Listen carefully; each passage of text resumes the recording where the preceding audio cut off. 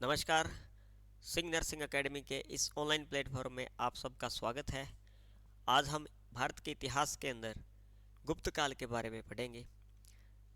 गुप्त काल के बारे में कहा जाता है कि ये भारतीय इतिहास का स्वर्ण युग कहलाता है, क्योंकि गुप्त काल के समय भारत के प्रत्येक क्षेत्र के अंदर प्रगति होती है। इसलिए इस समय को हम स्वर्ण युग के नाम से जानते हैं। तो गुप्त काल के बारे में हमें कहाँ से कौन से स्रोत मिलते हैं जिनसे हमें ये जानकारी मिलती है कि भारत के अंदर गुप्त वंश आया था। इसमें हमने अभिलेखों के अंदर हम प्रयागराज का अभिलेख इलाहाबाद से जो हमें प्राप्त होता है, उसके अंदर हमें पता चलता है कि यहाँ पर गुप्त वंश आया था। इसी के साथ दूसरा अभिलेख हमें सांची अभिलेख मिलता है। गुप्त वंश के शासकों के द्वारा प्रचलित जो सिक्के थे, उनसे भी हमें भारत के अंदर गुप्त वंश का प्रमाण मिलता है। साहित्यिक रचनाओं के अंदर फलान और कालिदास, फलान जो चीनी यात्री जो थे, उनके द्वारा जो लिखित रचना है, उसके अंदर भी हमें पता लगता है कि भारत के अंदर गुप्त वंश आया था। तो ये तमाम स्रोत हैं जो हमें गुप्त काल के बारे में बताते हैं। जब मौर्य काल का पतन होता है, उसके बाद में उत्तर भारत और दक्षिण भारत के अंदर सातवानों और कुषाणों का शासन होता है। तीसरी शताब्दी के अंदर सातवानों और कुषाणों का पतन हो जाता है। कुषाणों का पतन होने के बाद में भारत के अंदर राजनीतिक अव्यवस्था फैल जाती है, और इस राजनीतिक अव्यवस्था फैलने का लाभ उठाते हुए यहाँ के जो सामान्य शासक और सामंत जो थे, वो अपने छोटे छोटे क्षेत्रों को जीत करके एक साम्राज्य बनाने की योजना बना रहे थे। वो आपस के अंदर उस समय लड़ाइयाँ कर रहे थे। इसी समय मगध के अंदर एक व्यक्ति आता है। मगध के अंदर उसी समय एक व्यक्ति आता है जिसका नाम है श्रीगुप्त। श्रीगुप्त मगध के अंदर जब भारत के अंदर राजनीतिक अव्यवस्था फैल जाती है और छोटे सामंत अपने क्षेत्रों को जीत करके बड़े क्षेत्र के अंदर सम्मिलित कर रहे थे, उस समय श्रीगुप्त मगध के अंदर गुप्त वंश की स्थापना करते हैं। परंतु वास्तविक जो संस्थापक इस वंश के माने जाते हैं, वो वास्तविक संस्थापक माने जाते हैं चंद्रगुप्त। कौन माने जाते हैं? चंद्रगुप्त फर्स्ट। हमने चंद्रगुप्त मौर्य पढ़ा है, वो चंद्रगुप्त मौर्य है, लेकिन गुप्त वंश के अंदर हम बात करेंगे चंद्रगुप्त फर्स्ट की। तो आइए अब हम मगध के अंदर जितने भी गुप्त शासक थे, उनके बारे में, उनकी द्वारा क्या क्या बनाया गया है और उन्होंने किस प्रकार से शासन किया है, भारत को एक राजनीतिक सूत्र के अंदर कैसे बांधते हैं, ये तमाम बातें हम आज पढ़ेंगे। तो आइए अब स्टार्ट करते हैं हम एक एक शासक के बारे में पढ़ना। सबसे पहले हम पढ़ेंगे चंद्रगुप्त प्रथम के बारे में। चंद्रगुप्त प्रथम जो थे, वो यहाँ के पहले शासक माने जाते हैं। हालांकि इनसे पहले कुछ शासक आए थे जिनका नाम इस प्रकार है। मगध के अंदर जो स्थापना करते हैं उनका नाम है श्रीगुप्त। श्रीगुप्त के मृत्यु होने के बाद में यहाँ पर गुप्त वंश के शासक बनते हैं घटोत्कच। और घटोत्कच के बाद में आपके आते हैं चंद्रगुप्त प्रथम। तो ये इन शासकों का जो कर्म रहता है वो इस प्रकार रहता है। सबसे पहले श्रीगुप्त मगध के अंदर गुप्त वंश की स्थापना करते हैं। वास्तविक संस्थापक चंद्रगुप्त को माना जाता है, और चंद्रगुप्त से पहले जो यहाँ के शासक थे उनका नाम है घटोत्कच। उसके बाद में चंद्रगुप्त फर्स्ट आते हैं। चंद्रगुप्त फर्स्ट जब राज सिंहासन पर बैठते हैं तो एक उपाधि धारण करते हैं महाधीराज की उपाधि धारण करते हैं।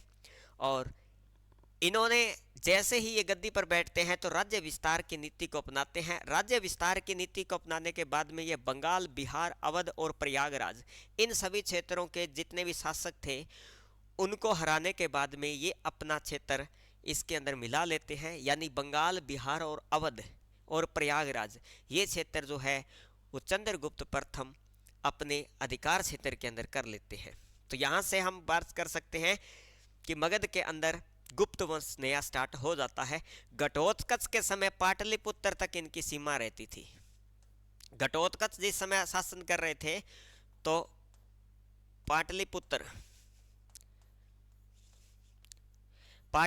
तक इनकी जो सीमा रहती थी गुप्त वंश की, वो पाटलिपुत्र तक थी जिस समय घटोत्कच यहाँ पर शासन कर रहे थे।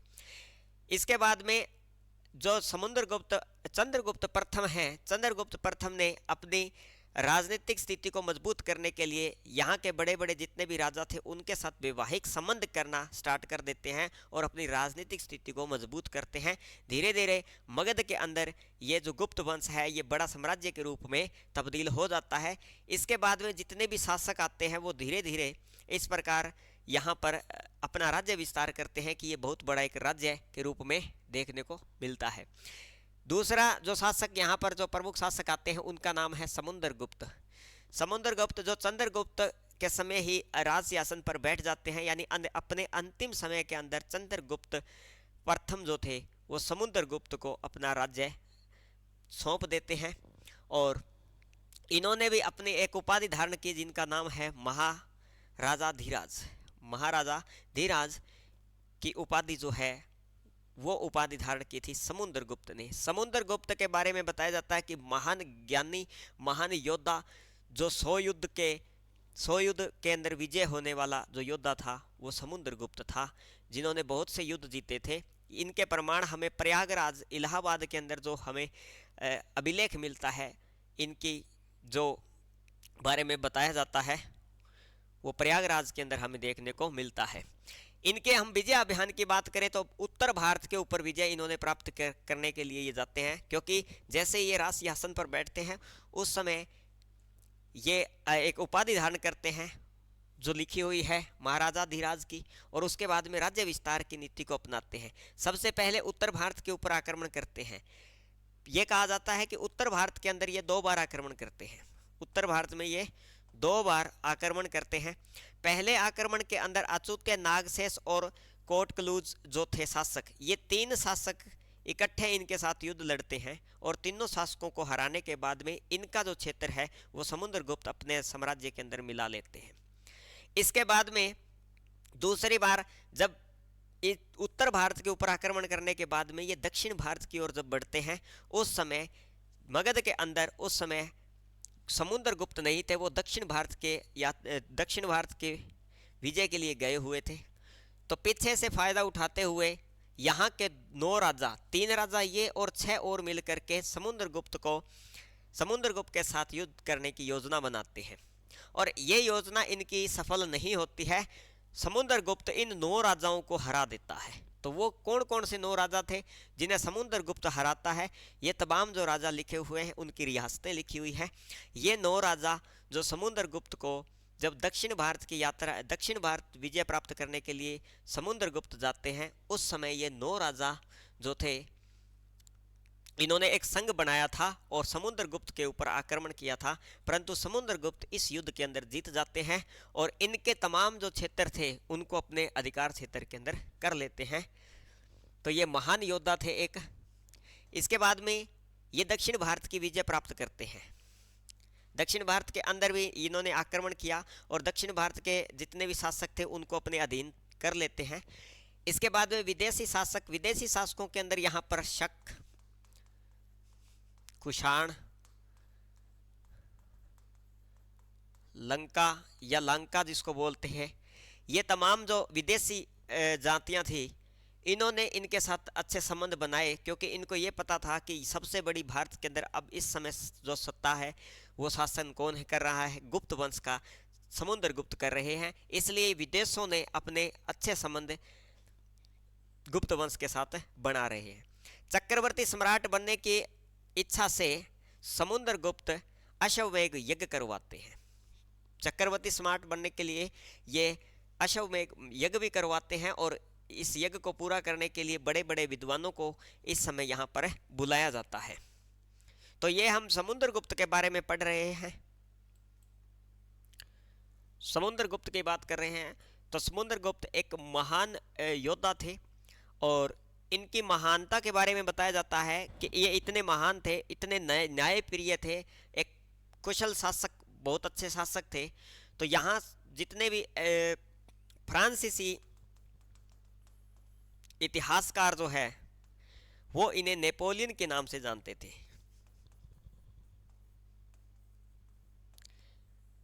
फ्रांसीसी नेपोलियन के नाम से इनको जाना जाता था। इतिहासकारों ने इनको नेपोलियन के नाम से संबोधित किया है क्योंकि ये इतने महान जो शासक थे, जो अपने शासनकाल के अंदर मगध का बहुत बड़ा विस्तार करते हैं और गुप्त वंश जो है उनको बहुत आगे लेकर के जाते हैं और भारत की एक अलग पहचान बनाने का काम जो करते हैं वो समुद्रगुप्त अपने समय के अंदर करते हैं, इसलिए इनको नेपोलियन की संज्ञा दी गई थी।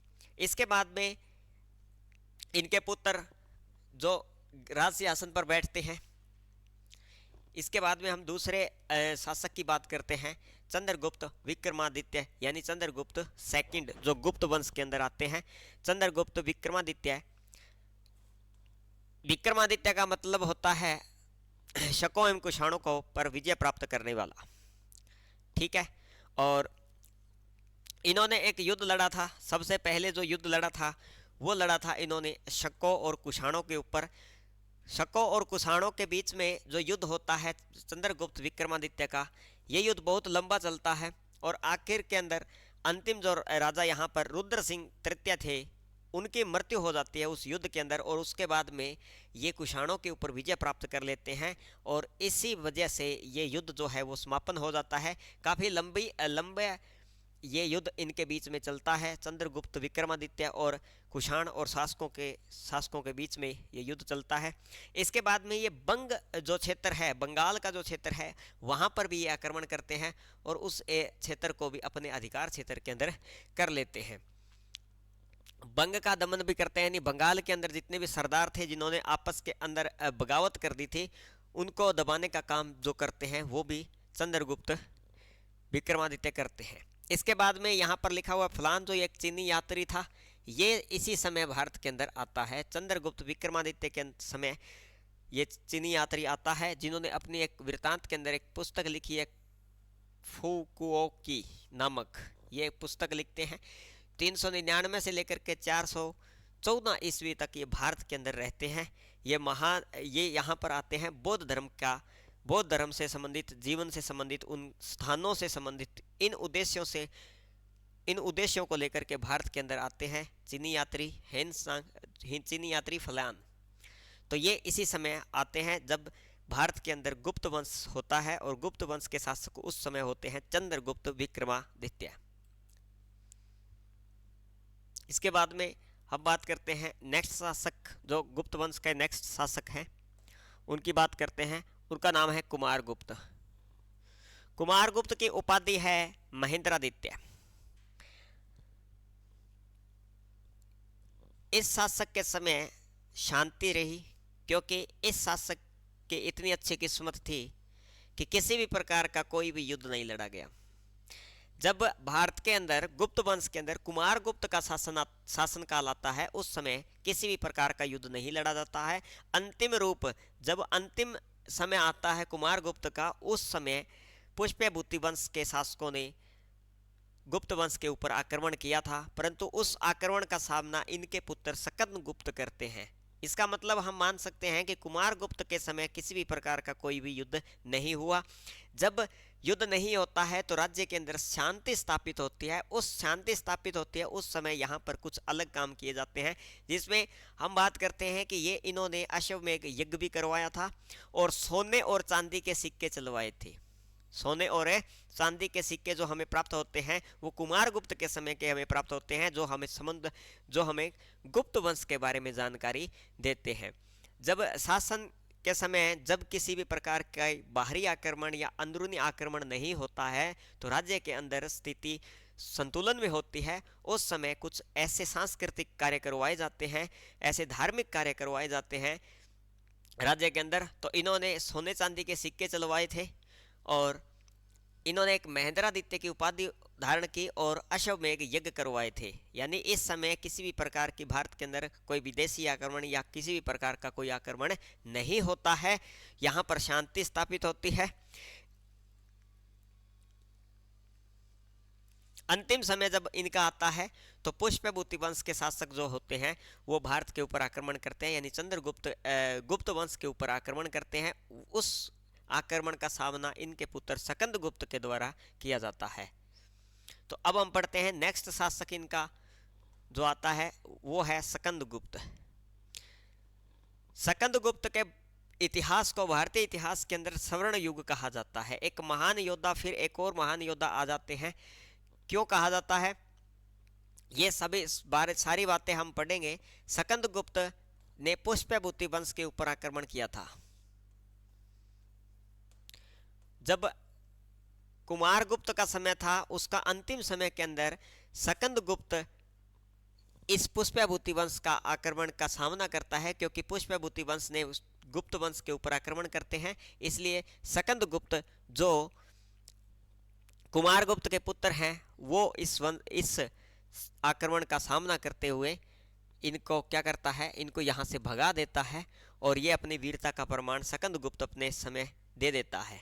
उसके बाद में ये राज सिंहासन के ऊपर बैठता है। इसके बाद में हम पढ़ते हैं कि भारतीय इतिहास के अंदर गुप्त काल को स्वर्ण युग क्यों कहा जाता है, इसके बारे में हम आज पढ़ेंगे।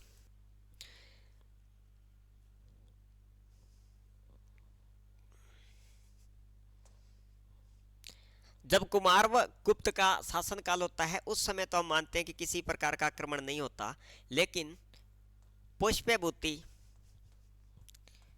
वंश ने गुप्त वंश के ऊपर जब आक्रमण किया तो इस आक्रमण का सामना सकंदगुप्त करते हैं। सकंदगुप्त करते हैं। बाहरी आक्रमणों के अंदर अगर बात की जाए कि गुप्त काल के समय जब भारी आक्रमण होते थे, विदेशी आक्रमण होते थे, तो वो कुषाणों के और शकों के होते थे। कुषाण व शकों के आक्रमण होते थे। और सकंदगुप्त इतना महान विजेता था, इतना महान शासक था, जिसने 50 वर्ष तक किसी भी बाहरी आक्रमण को भारत के ऊपर होने नहीं दिया। ये जो तमाम कारण रहता है वो सकंदगुप्त के समय रहते हैं, यानी सकंदगुप्त अपने समय के अंदर किसी भी विदेशी आक्रमण को भारत की सीमा के ऊपर आना नहीं देता है। यानी 50 साल तक जो सीमा की रक्षा करता है वो सकंदगुप्त गुप्त वंश के शासक सकंदगुप्त के द्वारा की जाती है। कुमारगुप्त के समय किसी भी प्रकार का कोई आक्रमण हुआ ही नहीं। अंतिम रूप में पुष्यभूति वंश आया था, जिनका सामना इनके पुत्र सकंदगुप्त के द्वारा किया जाता है। इसके बाद में हम मेन चीज यहाँ पर लिखी हुई है कि भारत के इतिहास के अंदर स्वर्ण युग कहा जाता है। तो स्वर्ण युग क्यों कहा जाता है कि गुप्त शासकों ने साम्राज्य को विकास की ऊंचाइयों तक पहुंचा दिया था। जिस समय भारत के अंदर मौर्य साम्राज्य का पतन हो जाता है, उसके बाद में गुप्त वंश यहाँ पर एक नया वंश उभर कर आता है। तो उस समय भारत के अंदर एक राजनीतिक व्यवस्था फैली हुई थी। लोग आपस के अंदर ही लड़ रहे थे। छोटे छोटे सामंत अपने छोटे छोटे क्षेत्रों को राज्य बनाने के लिए सोच रहे थे। तो उस समय एक नई शक्ति उभर कर आती है। तो यहाँ पर ये अपने आप क्या करता है, यहाँ पर डेवलपमेंट करना स्टार्ट कर देता है। संपूर्ण भारत को एकता के सूत्र के अंदर बांध देता है, क्योंकि गुप्त वंश इतना शक्तिशाली वंश बन जाता है कि वो पूरे साम्राज्य को एक ही सूत्र के अंदर बांध कर रखने का काम करता है। पूरे भारत के अंदर शांति और खुशहाली का होता है, क्योंकि अच्छे किसान बहुत खुशहाल थे। यहाँ पर जो कर व्यवस्था थी वो भी बहुत सुनियोजित और सुरक्षित यहाँ पर लगाई जाती थी। तो इसलिए यहाँ पर खुशहाल और शांति थी। विदेशों से भारत के अच्छे संबंध हुआ करते थे। यानी जब गुप्त वंश का काल है तो हमने पहले भी पढ़ा है कि कुषाण और शक और याचना, ये कई प्रकार के जितने भी विदेशी आक्रमण हो रहे थे उस समय भारत के अंदर कम हो गए थे, क्योंकि चंद्रगुप्त और उससे पहले घटोत्कच उस समय ही क्या है, जो विदेशों के साथ जो संबंध थे वो भारत के बहुत अच्छे होने लग गए थे। इसलिए इस काल को हम क्या मानते हैं, स्वर्ण युग के नाम से जानते हैं। इसके बाद में कुछ और पॉइंट जैसे लिखे हुए हैं कि भारत में गुप्त काल में भारत ने राजनीतिक, सामाजिक और आर्थिक, धार्मिक और सांस्कृतिक क्षेत्र में अभूतपूर्व उन्नति की, क्योंकि सोने और चांदी के सिक्के यहाँ पर होने लग गए थे। ठीक है, उसके बाद में इन्होंने जो इमारतें बनानी स्टार्ट कर दी थी, ये कई प्रकार के जो काम किए थे वो हम पढ़ रहे हैं कि गुप्त वंश के समय हुए हैं। आर्यभट्ट, बहिर्मिहिर और ब्रह्मगुप्त, बाणभट्ट जैसे जो महान ज्ञानी जो लोग थे वो इसी समय भारत के अंदर आते हैं। हमने चीनी यात्री भी पढ़ा है जो यहाँ पर आकर के एक पुस्तक लिख के जाते हैं, बौद्ध धर्म के बारे में जानकारी प्राप्त करने के लिए इसी समय यहाँ पर आता है। कला के अंदर भारतीय संस्कृति और विदेशों के अंदर प्रचार होता है, क्योंकि यहाँ पर जो चीनी यात्री आते हैं वो अपनी जो यहाँ की जो संस्कृति होती है उसका प्रचार कहाँ पर जाकर करते हैं, अपने ही देशों के अंदर जाकर करते हैं। तो इसलिए हम इसको कह सकते हैं उस समय कला संस्कृति के क्षेत्र में भी अद्भुत उन्नति हुई थी। यानी कला और संस्कृति साहित्य, क्योंकि हमने पढ़ा चंद्रगुप्त, स्कंदगुप्त ये खुद भी एक शासक थे और महान साहित्यकार भी थे। तो इस युग को हम क्या मानते हैं, स्वर्ण युग के नाम से जानते हैं गुप्त काल के अंदर। इसके बाद में हम अंतिम रूप से पढ़ते हैं कि गुप्त वंश का अधिपतन कैसे हुआ। गुप्त वंश का हमने इतिहास के अंदर जितनी भी अभी तक हमने जितने वंश पढ़े हैं उनके अंदर हमने पढ़ा है कि एक शक्तिशाली शासक आता है, उसके बाद में उसके उत्तराधिकारी कमजोर पड़ जाते हैं, फिर कोई बाहरी शक्ति आकर के उनको दबा लेती है और उनके ऊपर शासन कर लेती है, फिर एक नया शासक उठता है और उसके बाद में वो अपने क्षेत्र को मिला लेता है। तो ये सबसे बड़ा कमजोर बात ये होती है कि जो उत्तराधिकारी आते हैं वो इतने सशक्त नहीं हो पाते जिनसे क्या है वो राज्य विस्तार कर सके। तो सबसे पहली बात तो यह कमजोर उत्तराधिकारी। यदि हम पढ़ते हैं कि कुमारगुप्त के बाद में जितने भी उत्तराधिकारी आए थे वो इतने प्रबल नहीं थे कि वो राज्य को संभाल सके। दूसरी बात, साम्राज्य का विशाल होना, साम्राज्य का क्षेत्र बहुत बड़ा हो गया था, कच्छ की खाड़ी, महासागर तक ये जो इनका क्षेत्र लगता था, इसलिए ये बहुत बड़ा हो गया था, तो ये संभालना भी बहुत मुश्किल हो गया। दूसरा, प्रांतीय गवर्नर जितने भी जो छोटे छोटे राज्यपाल जिनका क्षेत्र दिया गया था, एक राजा था, उसके बाद में जो छोटे छोटे राज्यपाल जो छोटे छोटे क्षेत्र को संभालते थे वो आपस के अंदर बगावतें करने लग गए थे, आपस के अंदर क्या करने लग गए थे, विद्रोह करने लग गए थे। तो इसलिए ये पतन का कारण बनता है। दूसरी बात, विदेशी जाति सबसे बड़ी है हूण, वो आक्रमण करती है। हमने पढ़ा है कि अंतिम शासक जो स्कंदगुप्त थे उन्होंने 50 वर्ष तक भारत के अंदर किसी भी प्रकार के हूणों को एंट्री नहीं होने दी, लेकिन जैसे ही स्कंदगुप्त की मृत्यु होती है हूणों ने अपना काम स्टार्ट कर देते हैं और उसके बाद भारत के अंदर ये एंट्री कर देते हैं। तीसरी बात है आंतरिक कलह। एक राजा है, उसके 4-5 संतानें होती है, उनमें से डिसीजन ये नहीं लिया जा सकता कि कौन सा शासक जो है वो बनेगा। तो ये आंतरिक कलह का कारण भी होता है। इसलिए ये गुप्त वंश जो है वो गर्त के अंदर डूब जाता है, जो श्री गुप्त के द्वारा स्थापित किया जाता है मगध के अंदर, और ये धीरे धीरे पतन की ओर चला जाता है। तो आज हमने गुप्त वंश के अंदर जो मुख्य मुख्य शासक है, मुख्य मुख्य बातें हैं वो पढ़ी हैं। गुप्त काल के अंदर हमें इतना ही पढ़ना है और नेक्स्ट वीडियो के अंदर हम फिर एक और नया वंश लेकर के आएंगे। धन्यवाद।